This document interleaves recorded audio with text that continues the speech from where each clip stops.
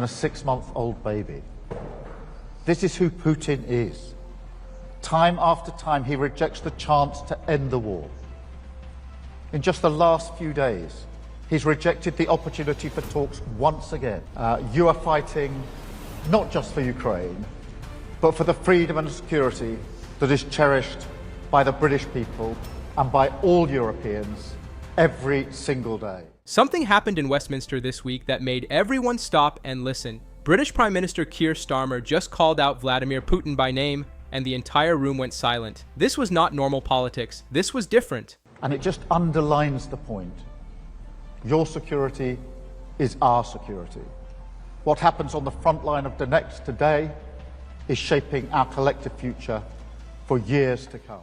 On October 24th, Starmer stood in front of European leaders and said something nobody expected. He looked straight ahead and said, Putin is the only person who does not want to stop this war. Not Russia, not the Kremlin, Putin, just Putin, by name. Why does this matter? Because Western leaders usually avoid naming Putin directly. They talk about Russia or Moscow, but Starmer made it personal, and when you make something personal in politics, everything changes. Let me tell you what happened. Starmer was meeting with President Zelensky from Ukraine and other European leaders. They called it the Coalition of the Willing, basically countries that want to help Ukraine. And Starmer came ready with facts that made everyone uncomfortable. He talked about what happened in Ukraine just this week. A 12-year-old girl was killed. A 6-month-old baby was killed. Russian missiles hit civilian areas in Kiev, not military buildings, a nursery, energy plants, regular places where regular people live and work. Starmer said, Putin is the only person who does not want to stop this war.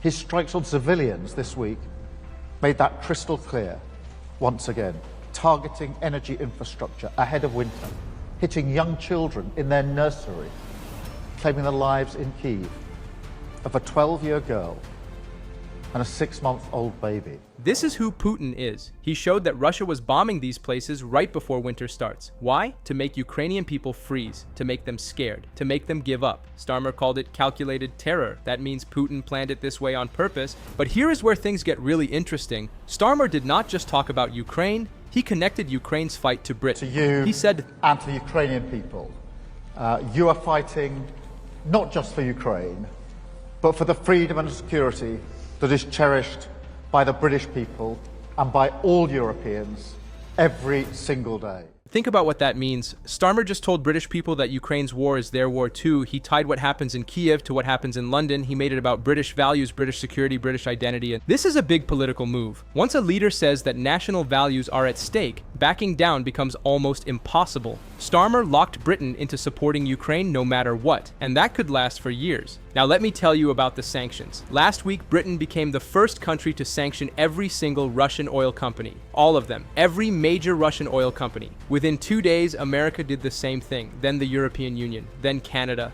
Together, these countries created what people inside the Treasury Department are calling a financial chokehold on Putin's war machine. They are cutting off the money Russia needs to keep fighting. But Starmer went further. He accused Putin of stalling. He said Putin is playing for time. Instead of talking about peace, Putin is getting ready for a long war. And then Starmer said something that intelligence people have been whispering for months, but no Western leader has said out loud. He said, they want to break us and they are doing everything to achieve it. Not break Ukraine, break us, break Europe, break Western countries. This is Putin's real plan. He does not need to win the war militarily. He just needs to make Europe tired, make people cold, make energy expensive, make life hard. Then people will start asking why they are helping Ukraine. Then they will want their leaders to stop. Then Putin wins without firing another shot. And here is the scary part. Starmer admitted it is working. Energy prices are still high. Inflation is still a problem. British people are struggling. Opposition politicians are already calling Ukraine's support an unsustainable moral crusade. So what is Starmer doing?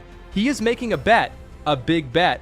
He is betting that if British people understand why this matters, they will accept the hardship.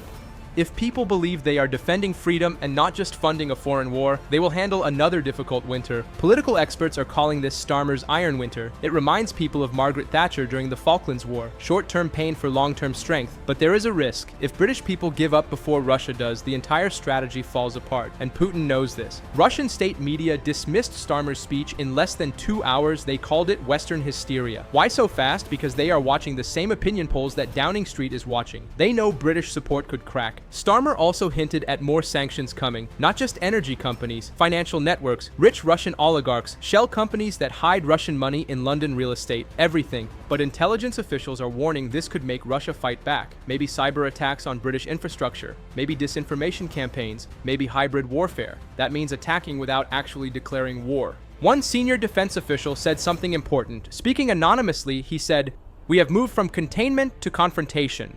The rules of engagement just changed."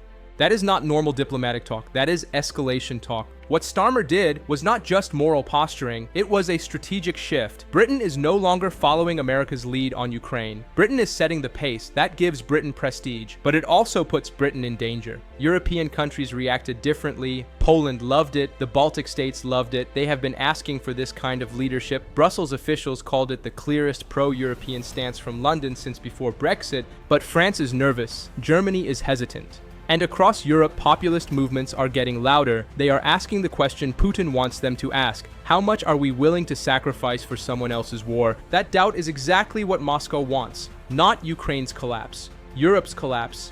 And Starmer knows it. That is why his speech was not just aimed at Putin, it was aimed at British living rooms, at voters who are struggling, at regular people who need to remember why this matters when their heating bills arrive. Here is the truth no politician wants to say. Putin does not need to win militarily, he just needs to wait. Winter is coming, energy bills are rising, people are tired, and every day that passes, support gets weaker. When this war started, everyone was united. There was moral clarity, there was outrage, but now, 20 months later, people are exhausted. They want their normal lives back. They want cheap gas. They want this nightmare to end. Putin is counting on that exhaustion. His strategy was never about capturing Kiev. It was about outlasting London, Paris, Berlin, and Washington. It is about waiting until democracies do what they always do under pressure, fight each other instead of fighting the threat. So when Starmer says they want to break us, he is not describing Ukraine's fight, he is describing our fight. The question is not whether Ukraine can survive Russian attacks. The question is whether we can survive our own doubt. Can democracies still show strength when it is expensive, when it is uncomfortable, when it costs more than social media posts and hashtags? That is the real test, and that is what made this week different. For the first time in months, a Western leader did not just condemn Russia. He reminded everyone what we are actually fighting for. Not just Ukraine's borders, the principle that dictators cannot redraw maps through terror, that autocracy does not get to outlast democracy just because it is patient, that freedom is not negotiable when the price gets high. Britain just bet its entire international reputation on moral conviction. Starmer looked Putin in the eye and said, "We are not blinking first." But the real test is not happening in Westminster or the Kremlin. It is happening in homes where energy bills land, in voting booths where frustrated people decide if principle is worth the price, in the moment when sacrifice stops feeling noble and starts feeling pointless. If Britain holds strong, Europe might follow. If Britain cracks, the entire Western strategy collapses, and Putin's message to every dictator on earth becomes clear. Democracies talk tough, but they always break eventually. This was not just about domestic politics. This was a signal to America. Right now, American commitment to Ukraine is uncertain. Election year politics has thrown support into chaos. European leaders are quietly panicking about whether Washington will keep helping. And so when Britain steps forward, when Starmer announces the UK was the first to sanction all Russian oil companies, he is not just leading Europe, he is reminding America what leadership looks like when the cost is real. At the press conference, Starmer also announced concrete help for Ukraine. Britain will provide more than 5,000 lightweight missiles. They are delivering an extra 140 missiles ahead of schedule to help Ukraine through winter. The bill for Russia's destruction will be paid by Russia, Starmer said. Keir Starmer has hinted the United Kingdom could send more long-range missiles to Kyiv as Ukraine's allies meet in London.